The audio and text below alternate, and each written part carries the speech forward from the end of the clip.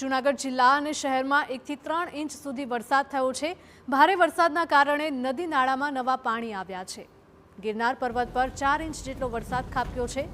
નરસિંહ મહેતા સરોવર ત્રીજી વખત ઓવરફ્લો થયું છે।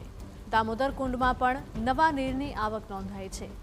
તો દામોદર કુંડના આ દ્રશ્યો છે કે જેમાંથી જોઈ શકાય છે ધસમસતો પાણીનો પ્રવાહ વહેતો થયો છે। જૂનાગઢ જિલ્લામાં છેલ્લા 2 દિવસથી સાર્વત્રિક જિલ્લાભરમાં વરસાદ ધીમી ધારે પડી રહ્યો છે। ત્યારે આજે પણ વહેલી સવારથી જૂનાગઢ શહેરની અંદર પણ ધોધમાર વરસાદ પડ્યો। જ્યારે ગિરનારના જંગલમાં પણ વધુ વરસાદ પડ્યો। નરસિંહ મહેતા સરોવરનો આપને જે દ્રશ્ય બતાવું છું કે જે શહેરની મધ્યમાં નરસિંહ મહેતા સરોવર આવેલ છે તે પણ ઓવરફ્લો થયો છે। ત્યારે ઓધી વિસ્તાર જે છે, નીચાણવાળા વિસ્તાર છે, તેમાં જે પીવાના પાણીની સમસ્યા છે તે ટળી છે। જે ઓધી વિસ્તારમાં બોર છે તેમાં રિચાર્જ થઈ અને પાણીના જે સ્તર છે તે પણ ઉપર આવશે। આ જે દ્રશ્ય છે તે નરસિંહ મહેતા સરોવરના છે। ગિરનારના જંગલમાં વધુ વરસાદ પડતા દામોદર કુંડમાં પણ નવા નીર આવ્યા છે।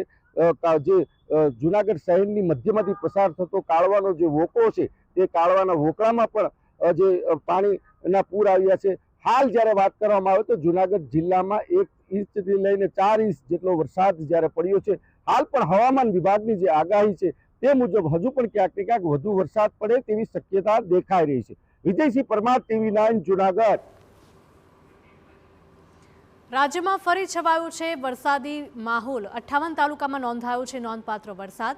સૌથી વધુ જૂનાગઢના વંથલીમાં 2.8 ઇંચ વરસાદ ખાબક્યો છે। જૂનાગઢના 6 તાલુકામાં 1.5 ઇંચથી વધારે વરસાદ નોંધાયો છે।